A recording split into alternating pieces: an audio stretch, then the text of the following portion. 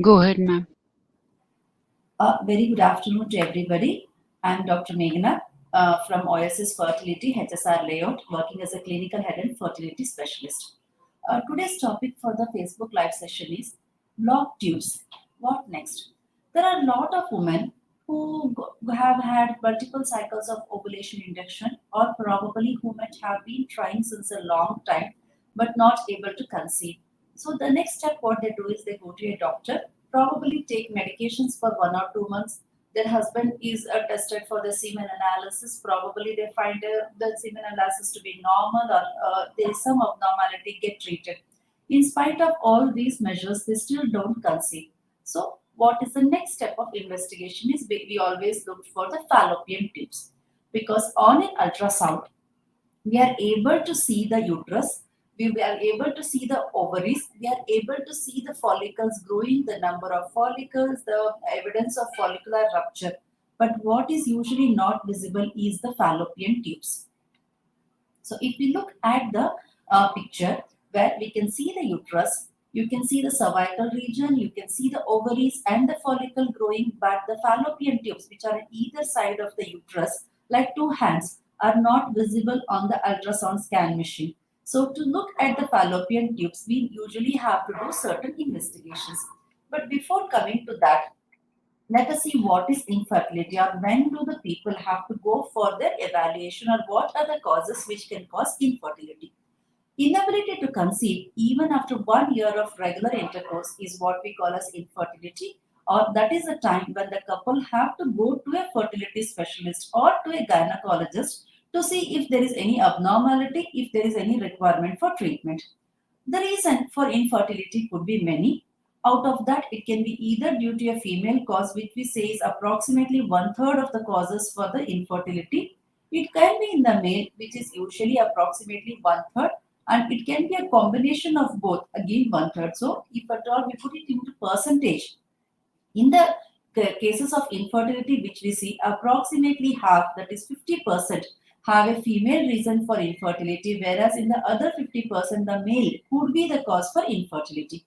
Now, coming to what can be the reasons for infertility as far as the female causes are concerned, it can be due to ovulatory disorders, as we all commonly know about something called polycystic ovarian disease.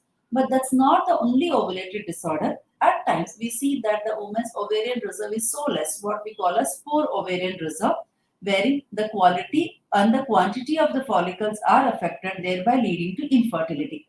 Next, most important comes the tubal pathology. That means either the tubes are absent by birth, which can be congenital, or due to some pathology, the tubes can be affected and are not doing their work.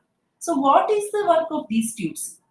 It is basically to allow the passage of the ovulation with the over the egg, which has been released during the time of ovulation, into the fallopian tubes, to allow the sperms to enter the fallopian tubes, to allow both of them to mix, or what we call as fertilization. Then the small embryo, the initial stage of the embryo is formed, what we call as zygote.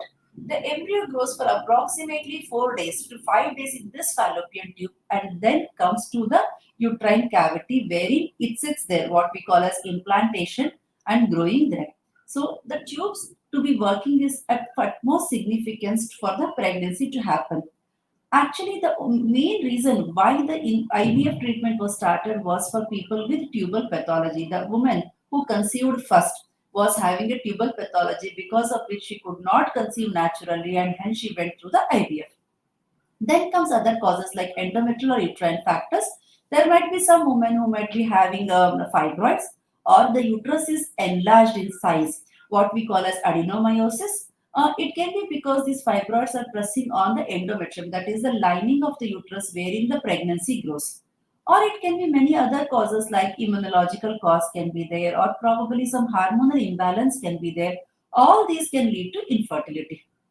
Now, coming to the male factors which can cause infertility is basically sexual dysfunction like erectile dysfunction, premature ejaculation, or some hormonal imbalances in the male, or it can be abnormalities in the semen parameters.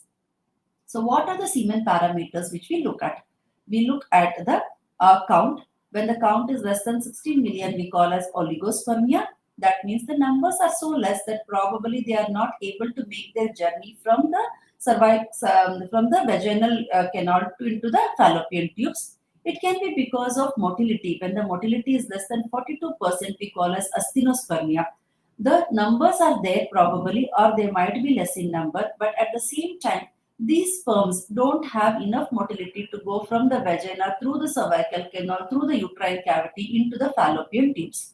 Or it can be because of morphology. That means the shape of the sperm is not normal, because of which, even though it is able to reach the fallopian tube, reach the egg, or what we call as oocyte in medical terminology, but unable to penetrate and enter into the egg.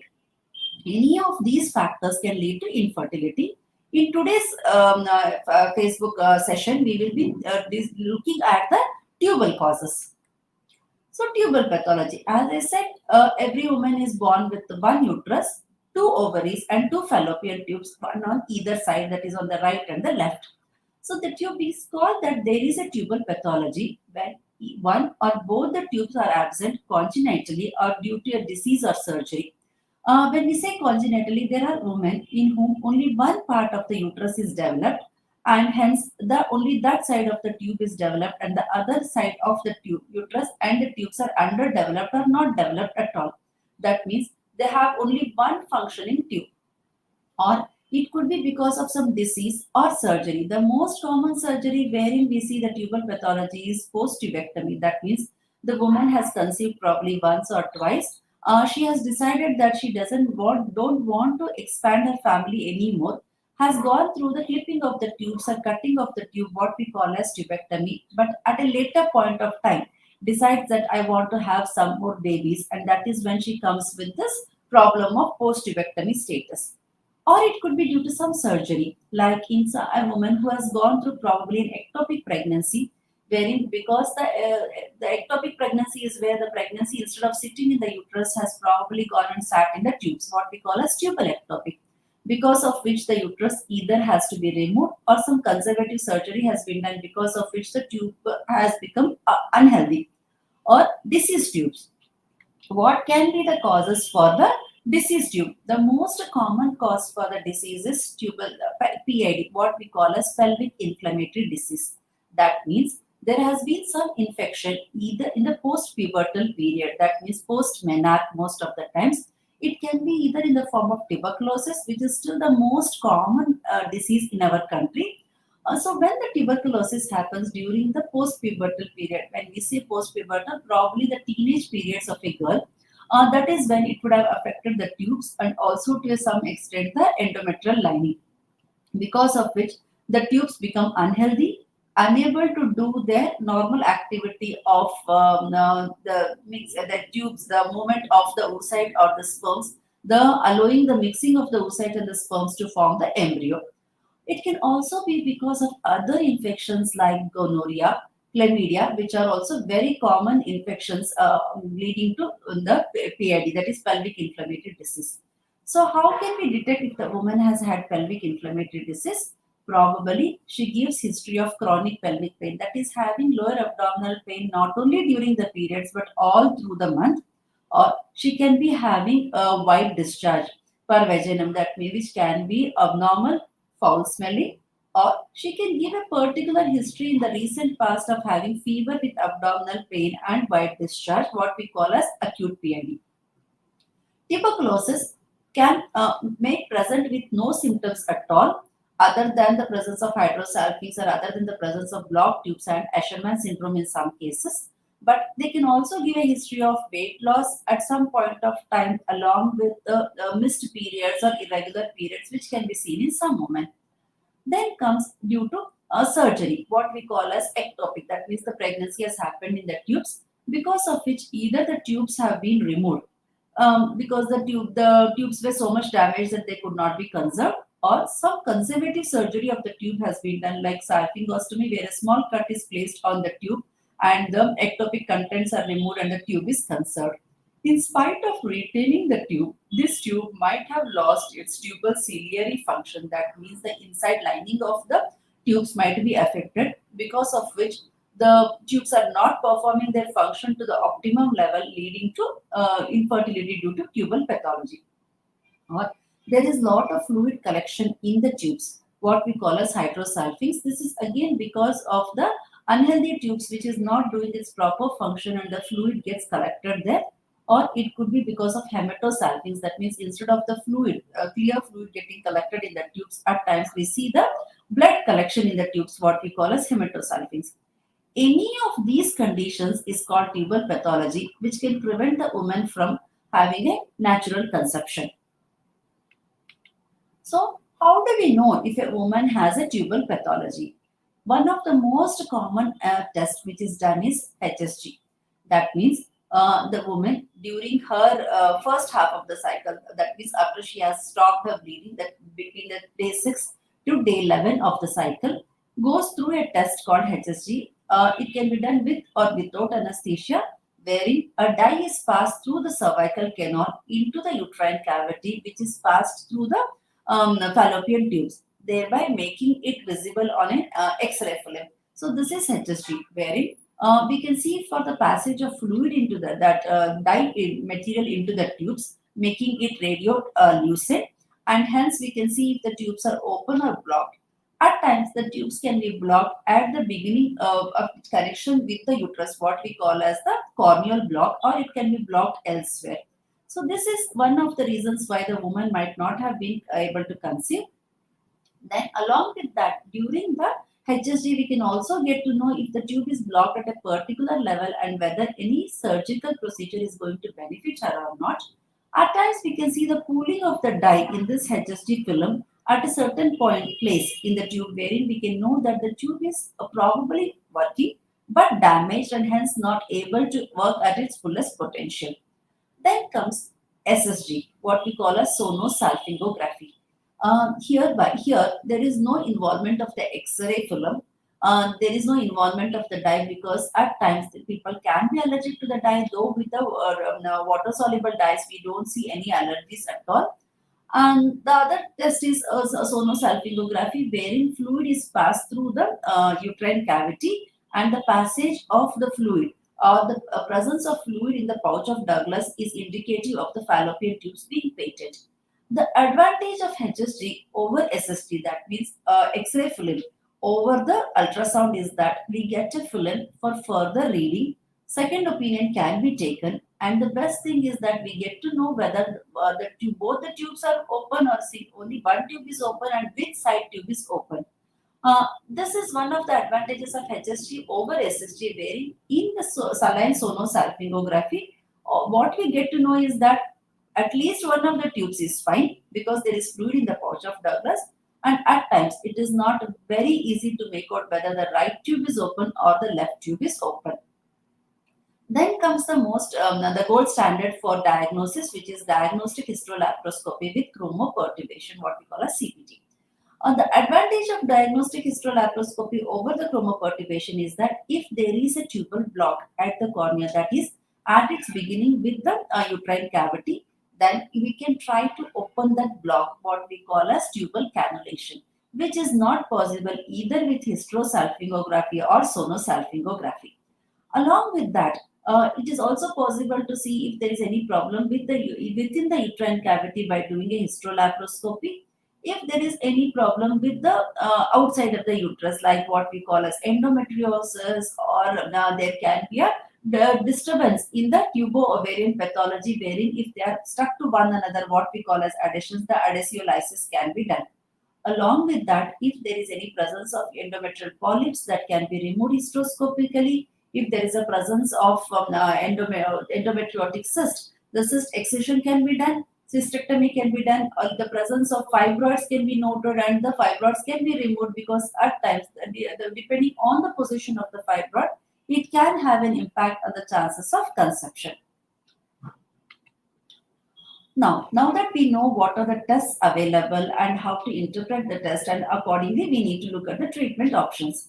As I said, during hysterolaparoscopy or even during HSG, we find that the tubes are blocked at the cornea. That means at its origin from the uterine cavity, a tubal cannulation can be tried during the diagnostic hysterolaparoscopy itself, wherein it is possible in approximately 70% of cases.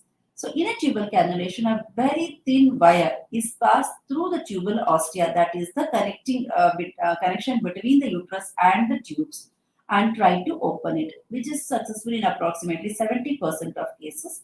And once successful, the next line of management can be considered based on the ovarian factor and the semen analysis. Not in all cases the tubal cannulation might be successful. Tubal cannulation is usually not successful when there is a tubal pathology. Along with that, if the tubes are blocked further down into the fallopian tube, like it can be an isthmic block, that means lower down, or a fimbrial block, and it is not useful in surgically treated tubes like post salpingostomy or post tubectomy. So this in these cases tubal cannulation is not going to be effective. So tubal cannulation is going to be basically effective in patients with a corneal block. Then comes if at all the patient has had any ectopic, then probably conservative surgery for the ectopic, like milking of the tube, wherein the conceptus is tried to bring out through the fimbrial end of the fallopian tube, or salpingostomy, wherein there is a small cut placed on the tube to just bring out, push out the contents of the ectopic outside, and that is closed. The small cut is closed so that the tube can be conserved. And if these don't work, then the next option is IVF. So, well, what can be done for the conservation of the tubes? So, basically, in conditions wherein the tubes are not amenable to treatment, or probably the tubes are so much abnormal or so much damaged that even if we conserve, there is a higher risk for ectopic pregnancy. So, what we need to know here is that ectopic pregnancy can be because of the abnormal tubes, or an abnormal uterine cavity, or because of the unhealthy conceptus. So one of the reasons basically is unhealthy tubes. So the tubes are not healthy enough to pass on the fertilized embryo into the uterine cavity. In such cases, probably delinking of those tubes will be a better option. So post-tubal cannulation, how do we treat the couple? So once the tubal cannulation is done, looking at the parameters, any other existing parameters like ovulatory disorders and now seminal parameters, anything abnormal, we need to correct them, because most of the times post-tubal cannulation, we cannot be very sure for how long the ostia might be open. It might continue to be a patent tube, but it is always better to give the treatment to help her to conceive as quickly as possible. So one of the ways in an ovulatory woman is to ask her to try naturally for 3 to 4 cycles. If she doesn't conceive, then taking it as a case of unexplained infertility, to go to the next step of either IUI or to IVF. Whenever we are doing a tubal cannulation, in the next few cycles, probably IUI will be a better option, wherein medications are given to the woman to bring up 1 or 2 follicles. And once the follicle is ruptured, the semen sample is injected into the uterine cavity, whereby the semen has a better chance of reaching the tube earlier and helping to give a conception. If the tubal cannulation has not been effective and then both the tubes are blocked, so then the next stop, if, let us see the situation wherein only one tube is open, the other tube is blocked. So unilateral tubal block. So whenever there is a unilateral tubal block, in this case, HST is more effective to let us know, because we know which side of the tube is blocked and which side of the tube is patent. If the patient has a blocked tube on the left side, so the couple is asked to try naturally or to go through IUI only when the follicle, the dominant follicle comes up on the side wherein the tube is patent. That means wherein the tube is open. So if the patient has a blocked tube on the left side, we usually ask them to try for IUI or to try naturally when the dominant follicle and the ovulation happens on the right side. So that is one of the way to improve her chances. And in the cycle, she gets her follicle on the side where it is patent. Her chances are equal to anybody who has bilateral patent tubes. So that is one of the ways to improve. If at all the HSG shows or the post-tubal cannulation also she has bilateral block tubes, then the option to go for will be through IVF. Coming to the conservative surgeries for ectopic, we discussed that if at all the tube can be conserved, we try to conserve the tube either by milking of the tube or by doing a salpingostomy, though some amount of damage to the tube could have occurred. Post the surgery, the patient is asked to try approximately for 6 cycles. If it doesn't happen, the next best option will be IVF. In women who have had irreparable damage to the tubes or where probably due to hydrosalpinx, the tubes have been delinked from the uterine cavity. That means, in a case where there is a hydrosalpinx or a hematosalpinx, because of its connection into the uterine cavity through the tubal ostia, many times the collected fluid comes into the uterine cavity. And as we all know, any collected fluid is a harbinger for infections. So this collected fluid in the uterine cavity can have a deleterious effect, can have a harmful effect on the growing embryo, even if at all the implantation has happened in the uterine cavity because of the conception happening in the opposite tube. So in such cases, we usually delink the tube. That means disconnect the tube from the uterine cavity, thereby improving her chances for trying naturally when the other tube is patent, or by improving her implantation rate when we do IVF. So the mainstay of treatment for somebody who has blocked tubes where there is a bilateral absence of tubes, either due to congenital absence or due to surgical absence, is IVF. The advantage of IVF in this situation is that we don't require the tubes to be pated. Along with that, if there is any associated seminal abnormality, that means a male factor abnormality, so that also helps that IVF will give them better chances of conception compared to a patient who has probably the tubes open or the single tube open and trying for multiple cycles of IUI. So in an IVF cycle, what we usually do is, since there is no requirement for the tubes to be pated, the woman is given injections, the controlled ovarian hyperstimulation, and the oocyte retrieval is done under anesthesia. The mixing of the semen and the egg, what we call as ICSI, is done in the lab, and 3 to 5 days later, the embryo is placed into the uterine cavity. So the absence of tube is not an indication for the woman to be barren or to have infertility forever. There are multiple treatment options available, multiple investigations to know what is the best treatment option, and she can have a baby of her own without going through any other process like adoption, etc. Thank you.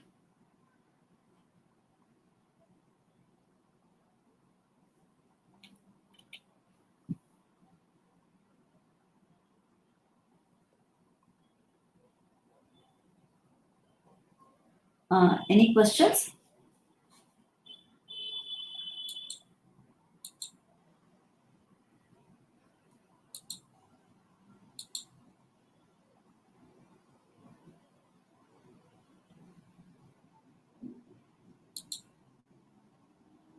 Okay, sorry, I'm able to read the question only now. What are the options for blocked tubes?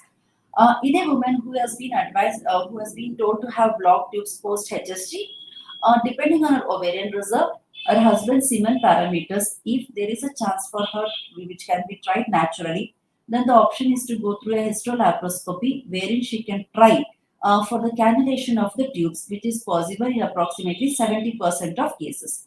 If, in spite of trying for cannulation of the tubes, if both the tubes cannot be cannulated, that means both the tubes cannot be made open or pated, then the option for her will be to go through IVF.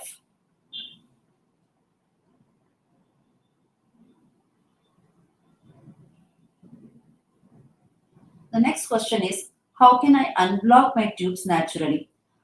So, as far as the medical treatment is concerned, there is no way a woman can unblock her tubes naturally. If at all, it is because of any mucus plug there, or during HSG, just passing the dye itself with a little amount of pressure can help to unblock the tubes. Otherwise, tubes which are blocked either because of the congenital reason, that means from birth, or due to some surgery, might not be amenable to unblocking naturally.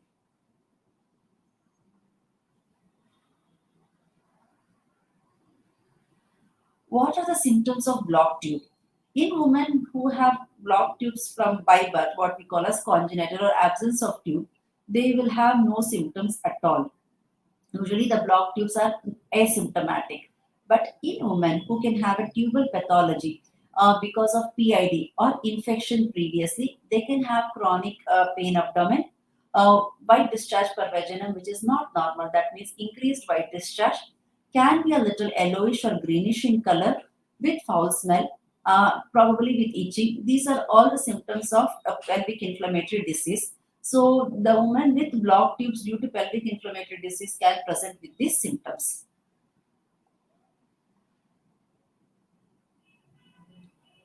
What is the success rate of HSG? When somebody asks what is the success rate of HSG, in most of the women, the specificity is approximately 85%. When we do the HSG, it is approximately 85%.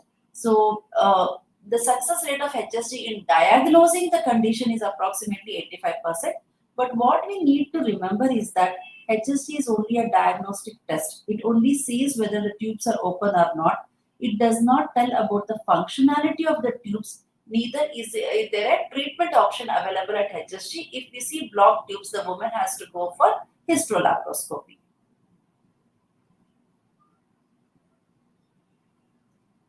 Which is more painful, HSG or IVF? The question of more painful or less painful also depends on the pain tolerance of the woman. So HSG per se is a slightly painful procedure, no doubt, with discomfort because the dye is being passed through the cervical canal, and whenever we try to expand the uterine cavity by more than 3 to 4 ml of fluid, there will be cramping of the uterine cavity. So in HSG, we usually pass approximately 20, minimum of 20 ml of dye, and when we pass 20 ml of dye through the uterine cavity, passing through the fallopian tubes, it is a painful procedure. So whenever HSG is done, the woman is advised to take a painkiller, and some relaxants are given before the procedure, so that the pain is minimized to a great extent. But there are plenty of times, like in our hospital, we do HSG under anesthesia so that it is a painless procedure. And also, the advantage of anesthesia is that when the woman will not be holding herself very tight, because of which the chance of false negative result, that means the tubes being opened but still being diagnosed as blocked tubes, is lesser because the presence of tubal spasm can be eliminated when we do under HSG. Hence, we prefer to do the HSG under anesthesia. Now, coming to IVF, IVF is certainly not a painful procedure because it just involves injections, most of which are subcutaneous, very few intramuscular injections. The procedure of extracting the oocytes, what we call as oocyte retrieval, is done under IV sedation. And embryo transfer is a very simple procedure, which is just 2 to 5 minutes procedure, which involves no prick or any injections. Hence, I would say IVF is a pain-free procedure.